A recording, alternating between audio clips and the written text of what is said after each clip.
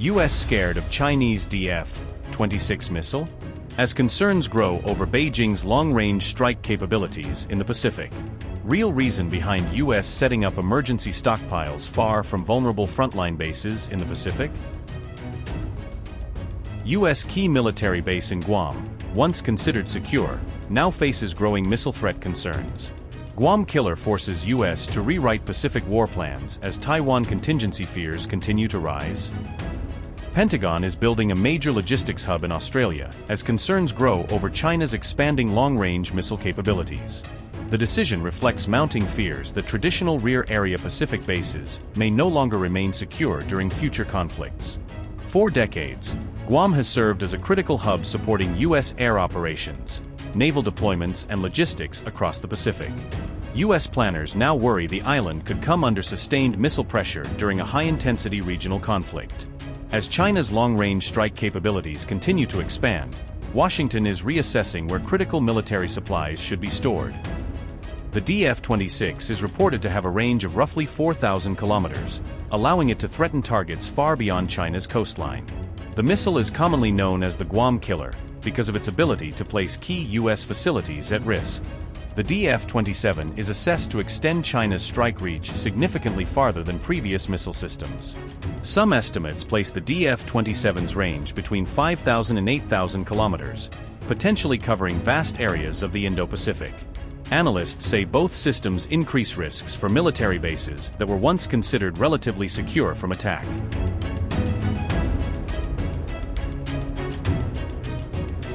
New $30 million facility in Victoria is designed to support rapid resupply operations across the Indo-Pacific region. Military officials view Australia as a more resilient and geographically secure location for storing critical equipment. The project also deepens defense cooperation between Canberra and Washington amid rising regional security tensions. The project includes warehouses, administrative offices, and dedicated ammunition storage infrastructure. The site will stock military vehicles, spare parts, and sustainment equipment needed during prolonged operations. The Pentagon has allocated approximately $30 million to support construction and expansion of the facility. The facility is expected to achieve full operational capability and support functions by 2028.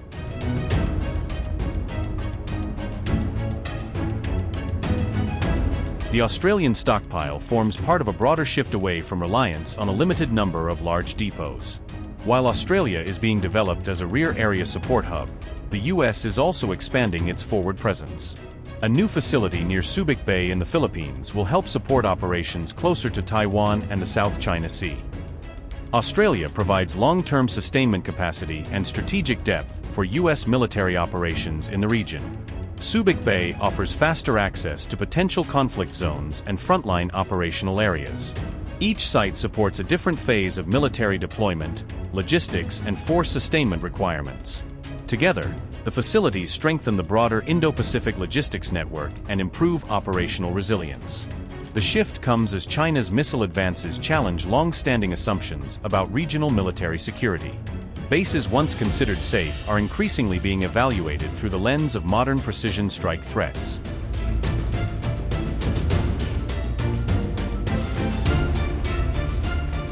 The Trump administration continues to advocate for closer U.S. control over Greenland, an autonomous territory within the Kingdom of Denmark. The proposal has been repeatedly rejected by Greenlandic and Danish officials. President Donald Trump has previously argued that Greenland is important for U.S. national security interests. The island occupies a strategically significant position in the Arctic region. A Trump-appointed Arctic official reportedly offered an economic rationale for acquiring Greenland. The comments were highlighted in a report examining U.S. Arctic policy. The remarks were attributed to Tom Don and reported by The New Yorker. They focused on Greenland's seafood resources and supply chains. According to the report, Don argued that greater access to Greenlandic seafood could benefit U.S. consumers. He also suggested it could reduce reliance on Chinese-linked supply networks.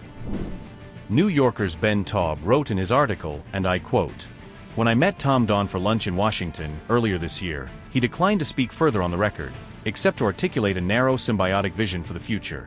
My view is that the United States could take all the seafood Greenland could produce, and cut out the middleman, and keep it from China, and you could bring back all-you-can-eat shrimp at Red Lobster." Unquote. Red Lobster is a restaurant chain known for its endless shrimp promotion. The offer allows customers to order multiple servings for a fixed price. The company has run versions of the promotion for more than 2 decades. It remains one of the chain's best-known menu offerings. Red Lobster previously reported financial losses associated with the popularity of the promotion. The company cited higher-than-expected customer demand for the offer. Despite those challenges, the endless shrimp promotion continues to be offered by the chain. It remains a central part of Red Lobster's marketing strategy. The company has stated that its shrimp supplies come primarily from Asia and South America.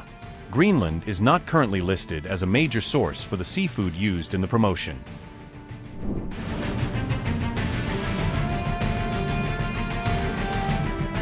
He has also warned that Greenland could increasingly fall under Chinese or Russian influence if the United States does not strengthen its presence. Greenland occupies a strategically important position along some of the shortest missile routes between Russia and North America. The island is also believed to hold significant untapped reserves of rare earth minerals considered critical for advanced technologies. Melting polar ice is gradually opening new Arctic shipping routes, increasing Greenland's strategic and economic importance.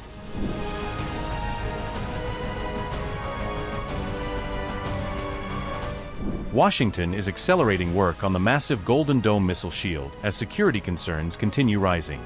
Pentagon officials warn current U.S. missile defenses cannot stop advanced Russian and Chinese hypersonic systems.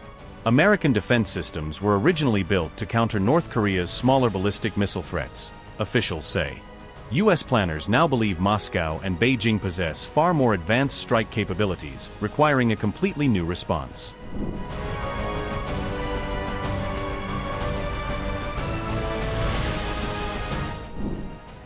America's Golden Dome plans to use space-based interceptors to destroy hypersonic missiles during their launch phase.